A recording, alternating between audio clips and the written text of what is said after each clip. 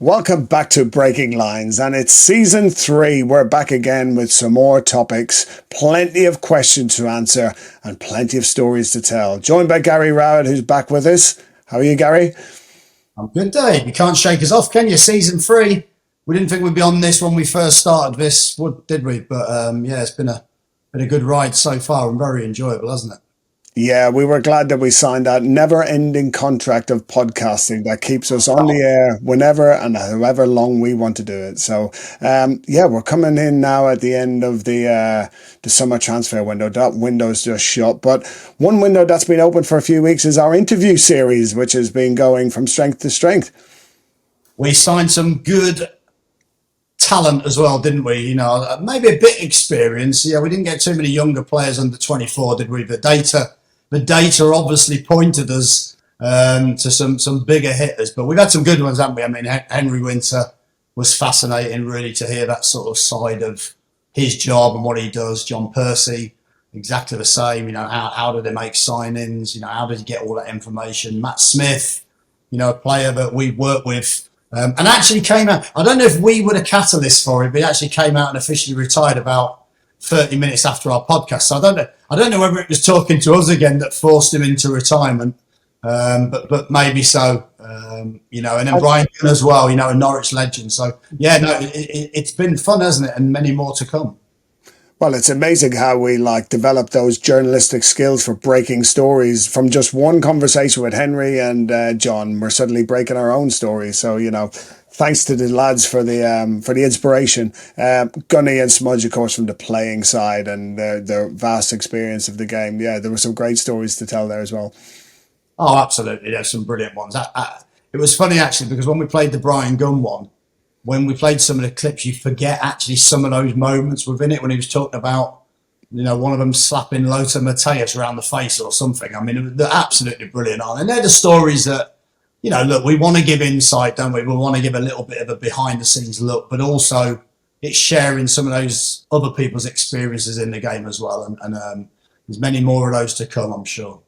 Yeah, well, it's back to just me and you again now. And today's topic is very apt in the timing that we're recording this because, as I said in the intro, the summer transfer window has just slammed shut, and it always slams shut. It's never just gently closed, but there we were Friday night, 11 o'clock, and deals have been done left, right, and centre. So we've talked about this on a previous podcast about how the transfer windows work, but, the end of the summer window is quite different to the winter window, which closes in January, where 4 or 5 months of work all culminate in the last few hours where potentially you're trying to get your last signings over the line. Now, we've talked previously that you might have a number of targets, but those last few hours are the critical ones, really, aren't they? Where you're trying to get maybe 2 or 3 players done to finally get your jigsaw ready for the next few months. Yeah, and the reason it's slammed shut is because quite simply, that deadline of 11 o'clock, and if you don't get it done, as we found to our horror at another club, that even if you get one done at 11:04, it's not getting done and it's not happening, and that player isn't with you. So for a player to be with you for a prolonged period of time, whether that's for the season, whether that's on a 4-year deal, this is how important it is to get that player's signature so that player's part of what you're building. And you're exactly right, Dave. I mean, the two windows are very different in as much as we know in January is about trying to find that extra little bit of quality that can get you over the line of whatever that line might be, whether that's staying up, whether that's mid-table, whether that's getting into the playoffs, whether that's the top 2. But in the summer's different. You finish the season as a manager, you evaluate maybe where you've dropped short a little bit or whatever that might look like or what the next challenge looks like. And you think of a composition of your squad, you look at age, you look at options in each position and where you've maybe had issues during the season that maybe stopped you doing what you need to do or players moving on. And then that summer window is really about building for the future. It's about building for the long term. It's about getting all those positions and players in place so that you've got enough squad depth, you've got enough quality, you've got goals in different areas at certain parts of the season. You can play different formations. whilst also trying to think about creating value in the squad for the club. Maybe reducing the age of the squad because the squad age has crept up over a period of time. So there's so many different facets to think about, to cover, to shape and change. However, it always seems to come down to those last few days, doesn't it? It's so mad how that happens. As a manager, I'd often felt like you'd start work virtually the day after the season, previous season finishes, and you'd be like 8 weeks later or 10 weeks later thinking, I might as well have just enjoyed myself for 8, 9 weeks and then turn my phone on with a week to go, because actually you wouldn't have got much less business done. And that is a truth of the way it just concertinas all up into the last few days. You know, in those 8 9 weeks, obviously the work is taking place. There's a lot of phone calls going in. I suppose it's like some kind of poor dating game where it's kind of, you're having to. Game, that's for sure. Yeah, that's a lot of ugly dates within this game as well, Dave, as we've seen in our previous. Yeah, they don't always end up going home, as Ian Holloway said, with her in the car, for a coffee or whatever. He said that. But yeah, you're putting in a lot of groundwork, aren't you? Either with the club to try to build a relationship with them so they might send you their loan players. For example, Premier League clubs send out a lot of young players in this period, don't they? It's their period for thinking, well, we've got some young players who need to go out and grow, and they need to go out probably for a year. So you see certainly an awful lot of Premier League loan players going out. And now at these clubs, they have loan managers, and they want to come out and see your club and see your environment and meet you to understand where are we exactly sending these players. We've had that a few times now. Yeah, and it's really important that you try and build that trust. You try and show what you're trying to do as a club, and we've had some very, very good Premier League loans, and we've had some very good relationship with clubs. We had a very good relationship with Arsenal at our last club, and lots of different clubs that we've spoke to over the years and taken players from. So, and I think you have to do that in a certain way. We've said it, haven't we? We've sat down with a loans manager, me and you, and you're trying to sell what your club's about, and you're trying to show the professionalism of how you're doing it, and you're trying to show that basically, above all else, this is a great next step for your player to develop. And that can come in different ways, can't it? It can come in the club, the environment. It comes in the league and the different challenge that league can offer the player. If a player's maybe been in League One and you're in a championship, you're looking for that next step up. It comes about how you're going to support that player and how you're going to help them develop from a coaching perspective and a tactical perspective within that role within the team. It comes, like straight away the loan manager wants to know, well, okay, you want this right back, but you've already got 2 right backs at the club. So is he going to play? So again, you have to justify where you see that player fitting in. You have to look at the data from your perspective, and you have to say, well, these are the sort of reports we would provide. Give us a flavour of that, because those are the things I think that a lot of clubs maybe don't offer, but we felt was important to actually build so that we would continually get players. But obviously you have to back that up on the pitch. So yeah, share a little bit about those loan reports that you'd have to provide.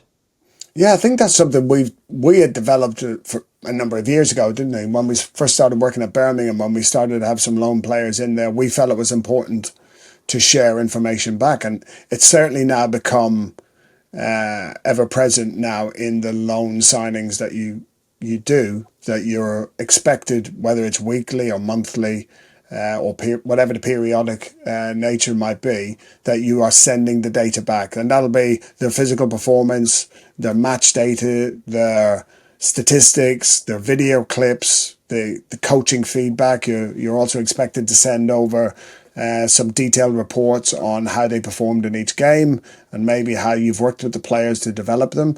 I know some clubs, for example, run a league table of the performance of the clubs that they send loan players to. So each club is rated for the quality and the speed of the information that they share back, because when it comes to the following year, if you're not a high performer in terms of interacting with the kind of host club as such, the club that's sending out players, they're not going to send you players. So there now really is an expectation that data is shared in a timely fashion and with good detail to the team that you want to get a player from. So yeah, we've certainly created that. You spend a lot of time making sure the data is obviously accurate, but it's presented nicely so that they look like, or you look like you're taking care of the player and you're investing time to make sure that the reporting between the two clubs is really, really good. I think that's so important, because you're talking about Premier League clubs, you're talking about Premier League players essentially. Those young players might not be playing in the Premier League for those clubs, but that's the potential that the players have. And so therefore, if you're the club that owns a player, you want to make sure you make the best possible decisions, because it could be the difference between adding millions to your player or that player getting back in our team. And we've seen that with players we've had on loan have gone back and actually played first team football in the Premier League. So you're almost competing against other clubs in terms of the way you do it, aren't you? So again, that was one of the things I found. You had to be so accurate around, is this player going to help us? Is this going to play games? Because sometimes you want squad players to add squad depth. I never thought that was the right thing to do, to take a Premier League loan to add depth, because suddenly you're not playing that player. He's not getting the game time. That club's ringing up saying, why is he not playing? I know there's an emphasis on the player to perform, and sometimes if a player doesn't perform well enough, he ends up out the team. But I think that at least you have to take that player with a view to playing him and him getting minutes and a chance for him to stamp his authority on the game, therefore to develop well. So I think there's certain key decisions to be made, and you have to do a lot of research within it. And you have to stay true to that, because you want the next player the next season and the season after. You know, again, you look at Arsenal, we've got Dan Ballard. You know, we then get Brooke Norton-Cuffy. You know, you then hope that you then get the next one the next season. And I think that's always how you have to process and how you have to think long term. So there's so many things that go on with that. And also with a tournament like the Euros, you know that they're going to stay and train at their clubs till late on pre-season. You know, by that stage, there's probably 7 or 8 championship clubs want that player, because often they're a player that make the difference. So you know that takes time, and often that goes into the last couple of days of the window, where you're pitching for the player. You might have met the loans manager at the club. You maybe spoke to the player and the agent, and you're still waiting for an answer. And they could easily just turn around and say he's going somewhere else. You know, and that can be very frustrating. It's like a real bad series of Love Island or something like that. Not that I've watched Love Island, of course. Hang I'm on, far too old for that. you're driving someone home for a coffee, which I thought was a bit odd. And now you're talking about Love Island, Dave. Have you been speaking to the kids? You're down with the kids on this episode, aren't you? Yeah, that's it. Yeah. Well, the first one is like an old reference to a previous manager in the game who has used many different forms of phrase to describe getting a player in during the transfer window. We'll probably share that in one of the clips, but yeah. In terms of Love Island reference, you can see that the clubs are circling the other clubs to say, well, who should we have a match with in terms of sending our player, and then they're bringing their player to the club that they feel is the best fit. But I suppose you've also got the other side to it, haven't you, where you've got a list of targets. So how does that work? You know, so each position you're going to have 3 targets, 4 targets. You must rank those in terms of priority in some way, shape, or form. Yeah, you forgot the Love Island bit as well, but a bit like footballers, most of them are sat around all day doing very little. Yes, there is that. Yeah, getting paid probably too much. Yeah, Yeah, like, I think look, you have a list in the summer. I think so. So the season ends, and you know it isn't just when the season ends. You're probably starting, like genuinely, you're starting this recruitment process probably around March time. So March time. The recruitment team, you're having meetings probably once every couple of weeks. Here's some of the targets. Can you watch them? Do you like them? You know, and it interferes with your job in some ways, but it's a big part of your job in other ways. So you have to spend that time while you're trying to prepare and win games of football. you're also having to watch players that you might not sign for 3 or 4 months, but that's part of it. So that process would go all the way to the end of the season. Usually at the end of the season, you'd have a bit of a list. So whereas sometimes you'd want a list of maybe 6, 7, 8 players, often your recruitment team would maybe give you a list of 3 players because they wouldn't want to give you too many. So you'd have 3 players in each position that you want, and that's how it would work. You would then sort of rank those players in an ideal world. And this is where the problems lie, because if you've got 3 players, you could get offered number 3 straight away. And there's always a bit of you as a manager thinks, well, where's number 1? What's number 1 doing? Well, yeah, they're still interested. So you maybe wait a week and that process starts to get more and more complicated because number 3 is now ringing saying, do you want to sign him? Do you want to get it done? Often you can spend 6 weeks on this. And of course, this is a good judge of how good your recruitment department is, because you can spend 6 weeks trying to get, and before you know it, can be like, oh no, he was never for sale. So of course, at that point, you're thinking, well, maybe the agent was saying he was for sale, but the club weren't. So, and it's hard to always get that answer very, very early on. So there's so many things that can take target A away from that list very quickly. Suddenly target B might sign for someone else in the next day. So before you know it, you're maybe down to 1 target. So that list is always being updated. The recruitment team or you as a manager or a director of football might get a phone call. Well, they will get a phone call from various agents saying, would you take so-and-so if he was available? So the list is constantly changing and constantly evolving and constantly moving, which is why in some ways over the summer, it's such a hard situation because you want to relax.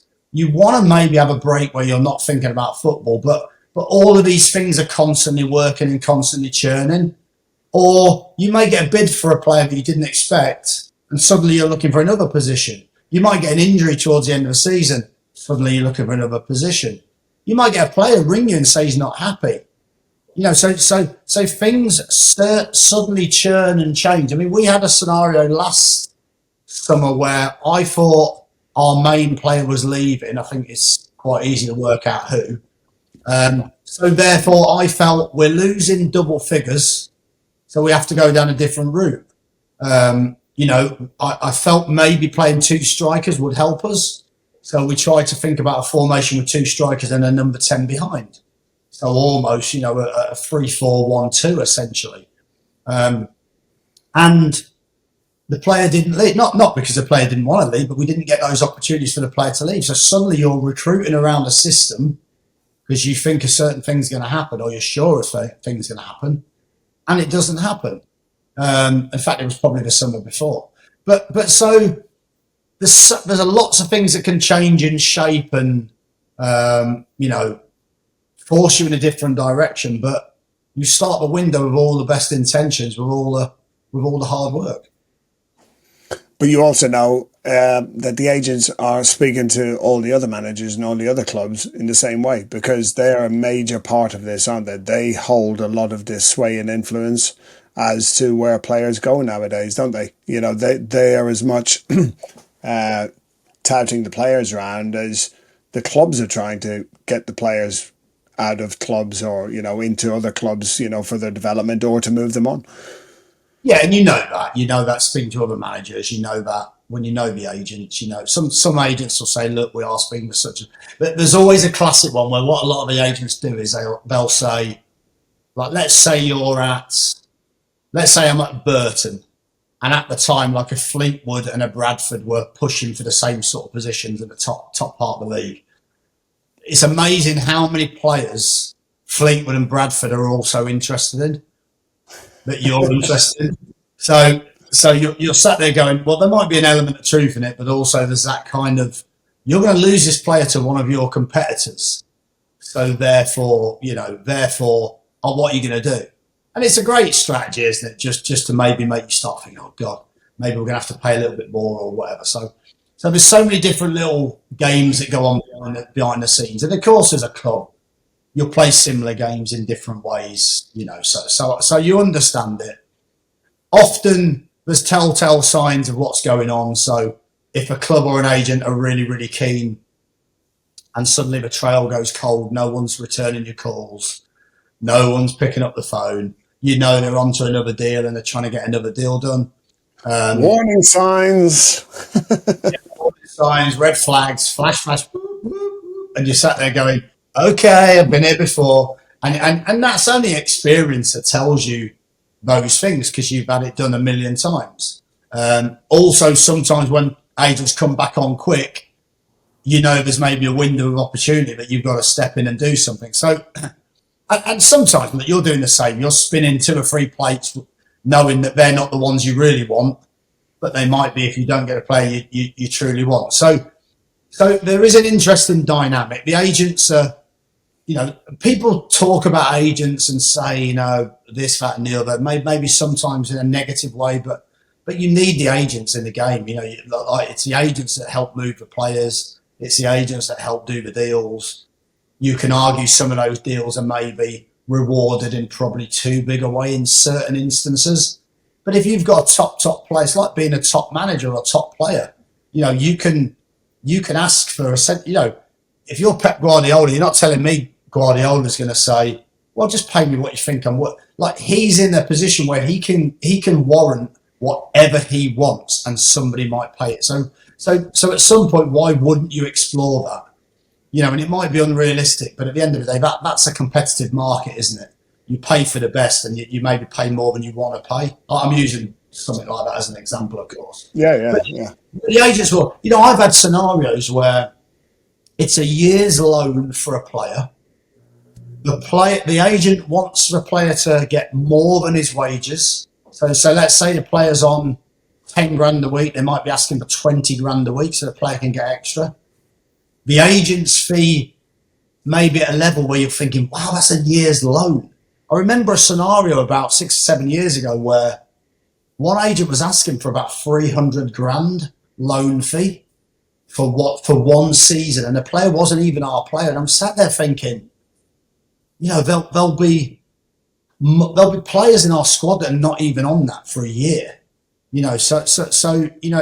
But somebody else may well be paying that agent that fee. So why would the agent bring him to you if that fee's lower? Of course, there's a morality point of view. Is the move better for the player, or is it just a fee? So there's always going to be that fine line, but that happens all over the place, and that's what you've got to navigate as the manager and as the club, So, and you want the best players, so therefore you're going to have to pay the most money. Okay, let's flip it here. So it's getting towards the end of the window. You're happily building your squad, ready for your assault on winning the league, whatever league it might be. And then 2 days to go or 3 days to go, one of your players is suddenly about to be sold, or comes to you saying, I've got a chance to move somewhere else. It's a key linchpin player for you. How disruptive does that become, and how does that suddenly change what you're potentially going to be doing in the market? Because you sometimes see it, either a player who's doing really, really well for you, or it's somebody who maybe hasn't started the season too good. They feel they're not going to have a good season at your club or at getting in the team enough. So they suddenly are now throwing you a curveball of they want to leave. Yeah, I think sometimes they're easy in some ways, because if a player's not performing, then it's a lot easier to make that decision rather than a player that's your best player, for example. Or often, if a club comes in for a player, it's because they've done well and they're a real asset. And of course, you always have to think about, the value. If you sign a player for X and then someone offers you 7 or 8 times that money a year later, that's a damn good investment and that's a damn good deal. Whether you choose to accept it, of course, is down to the owner and down to the strategy of the club. But sometimes from a value perspective, you have to say, okay, well, why don't we take X and then we'll reinvest it in 3 or 4 players, and maybe next summer we'll have 3 or 4 offers of the same level. Again, you've seen teams like Brighton, Brentford, use these models very, very successfully.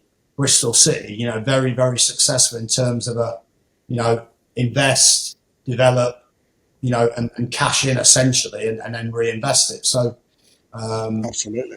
There's so many different scenarios around it. If a play, I think some of the challenging bits of it, if a player gets an offer, they've known about it for a while usually. So when that offer comes in and you as a club turn it down, usually that next day or so, maybe the player will come and see you. Look, Gaffer, it's something I want to do. I want to move on. I don't think dealing with that player and dealing with whether or not you sell them is massively the problem sometimes. Sometimes the problem for me is that you end up spending 2 weeks where everybody around you've seen it, Dave, you've heard it. Everybody is talking about that deal and everyone is talking about whether that player is still going to be it. And sometimes it's the negativity and the lack of focus that becomes the issue. Look, you're in the canteen, you hear it. What's that been like where players move? And it's exactly that, isn't it? Yeah. It's the subject of conversation on the breakfast tables and over lunch. Is like, is it happening? When's it happening? What does that mean if it does happen, or if it doesn't happen? Is it that he can't get the move because the club aren't letting him? In which case, players start questioning whether the club are standing in a player's way, or is it that if the club lets somebody who's good go, how ambitious are the club? So there's lots of things going on, aren't there? I don't think any players particularly begrudge a player who's been successful and really contributed moving on. They genuinely want to see people progress in the game, but they also want to see. It sends signals, doesn't it? It sends signals into the dressing room as to where the club is at. Because if you're willing to let our best player go, does that mean you don't really think that we're going to be good enough? Everybody probably understands the financial bit, but it's not pound notes and or bank balances that are playing on the pitch, are they? Players want to play with good players, and when they see good players leave the building, even though they kind of wish them well, they probably want them in the team as well, because that gives everybody a better chance of success. And maybe that's why we saw it years ago. I can't remember whether was it Shaquille O'Neal or something. Where his own players, his own teammates were willing to pay him more out of their own pockets to keep him at the club he was at, because they knew they would win more games.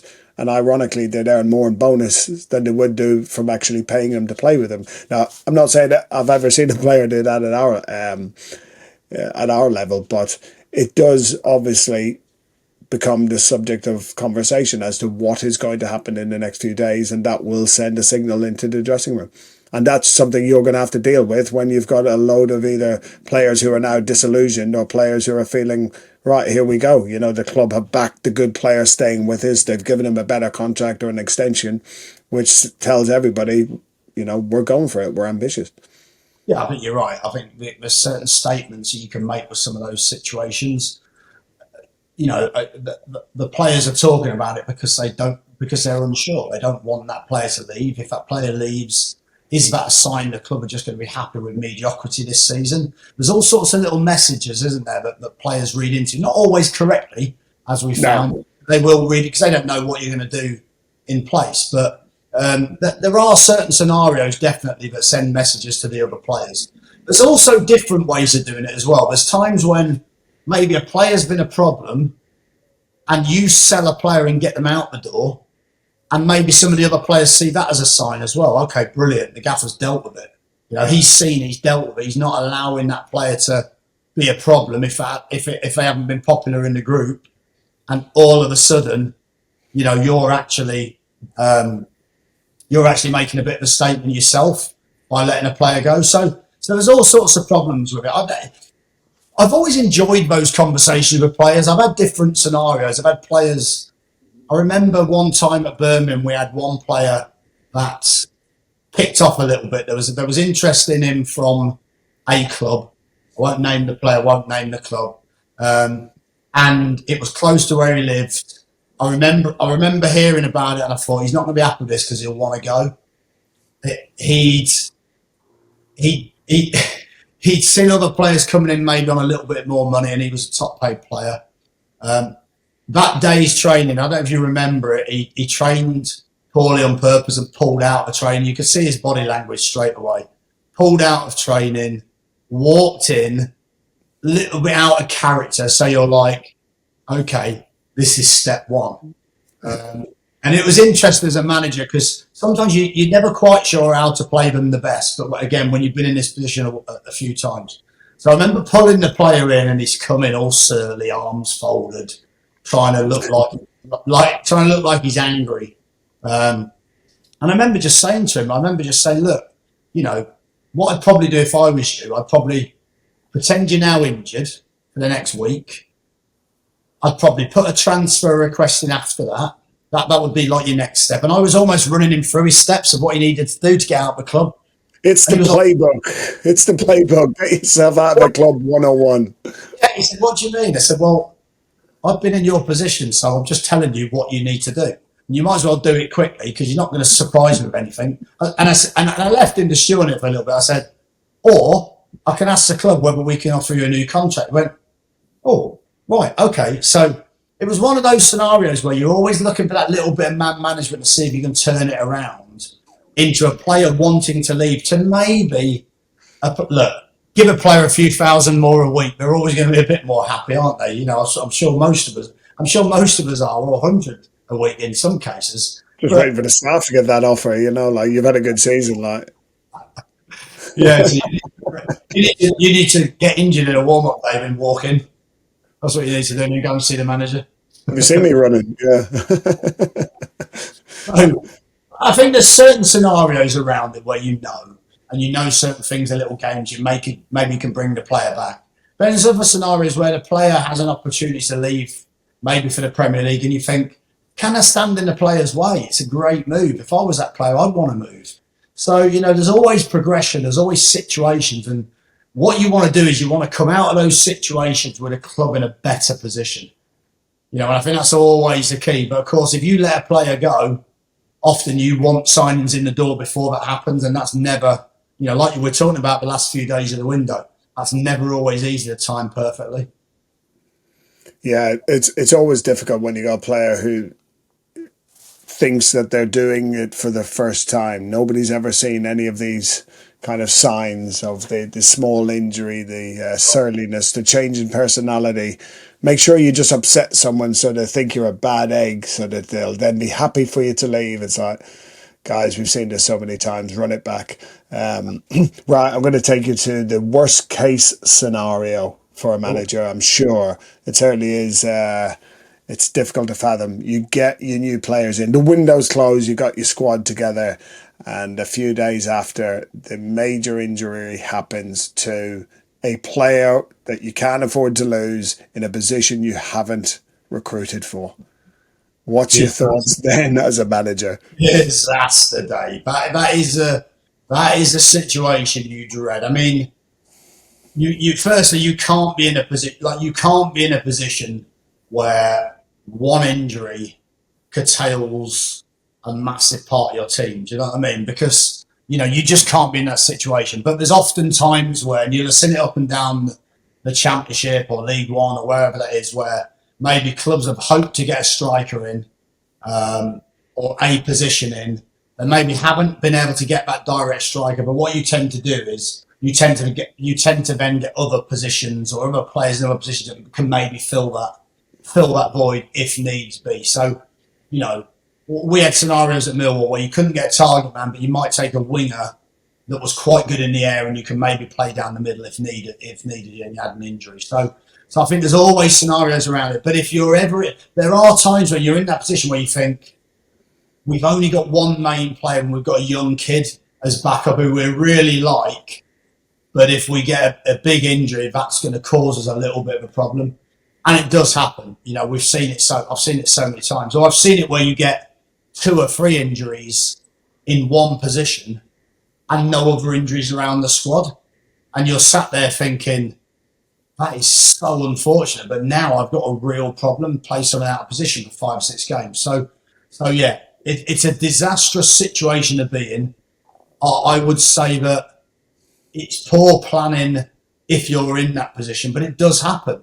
It happens where you're trying to get a signing in, you're trying to get one in late, you're trying to get, you know, there's certain key aspects of key positions on the pitch that are harder to recruit for than others.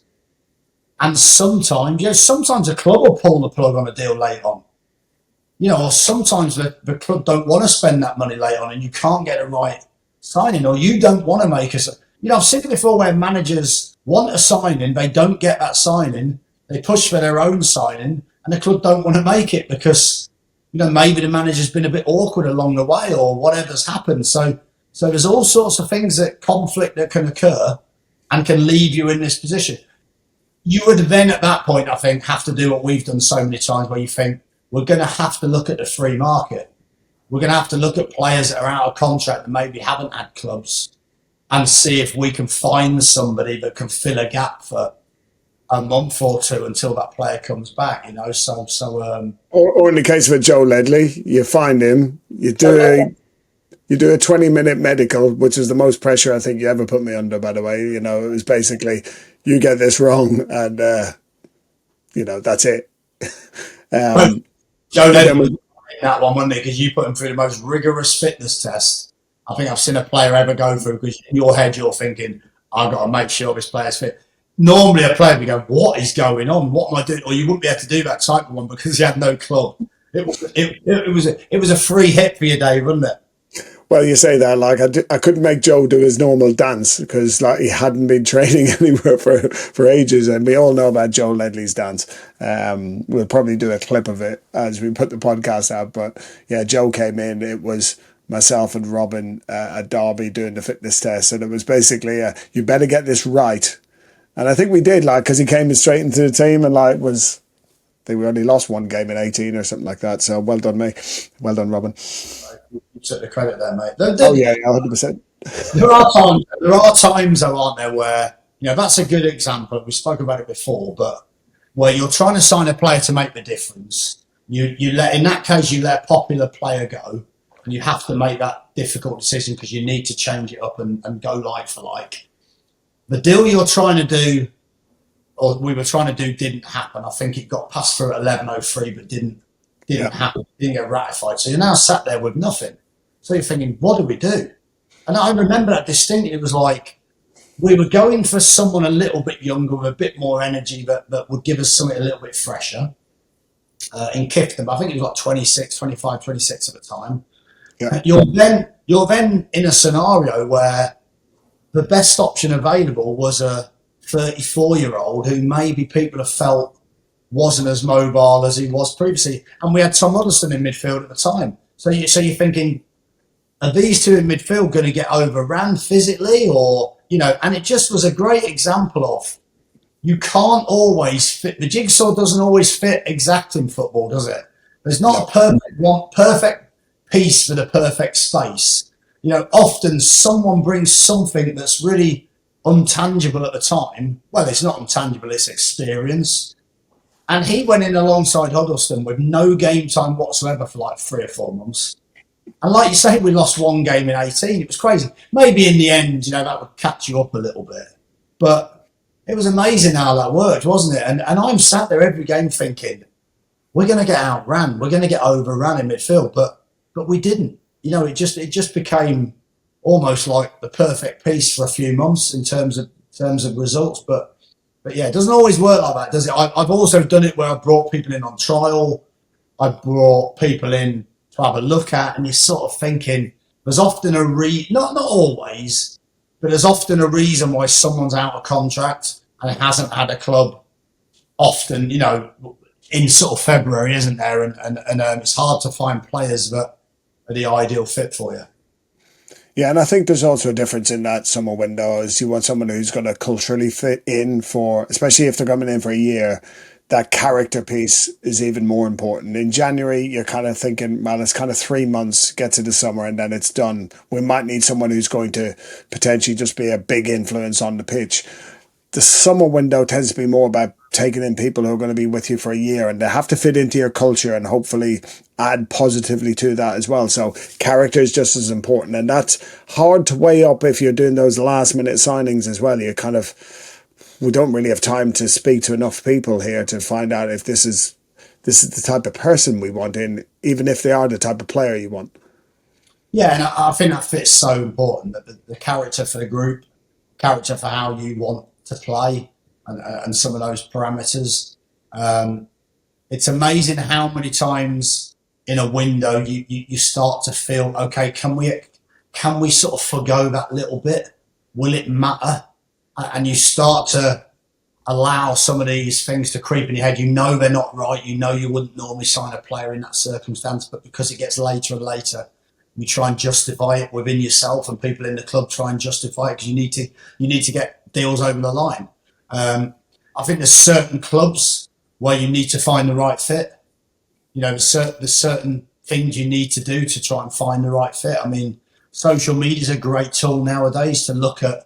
If a player's got a social media profile, you can get a little flavour of what that player's about a little bit. Is he posting loads of pictures with the lads in Ibiza or wherever in the summer, or is he posting loads of pictures of his family? He's like with kids and wife and whatever. It doesn't always give you the right flavour. The one with the lads in Ibiza is in his private account that we don't ever get access to. We never see that. You just need someone who has private members access to their Insta feed or whatever other social media they're using. Yeah, players out there just before the window, delete all your pictures that might give the wrong impression. There's a Yeah, tip from I was going to say yeah. at the Make top. sure you're not friends with anyone who's currently in the club when we ask them, like, have they got There, a burner account or something like that? there you Right, go. cool. So many different ways. Perfect. And please don't be on Love Island at any stage because we'll know how you act when it comes to dealing with us as a club. But there we are. Yes, the summer window is closed, and now we're into the season long marathon that it is. They say it's a marathon, not a sprint, but it's already underway. So let's see how the clubs go in the next few months. We will watch on with interest.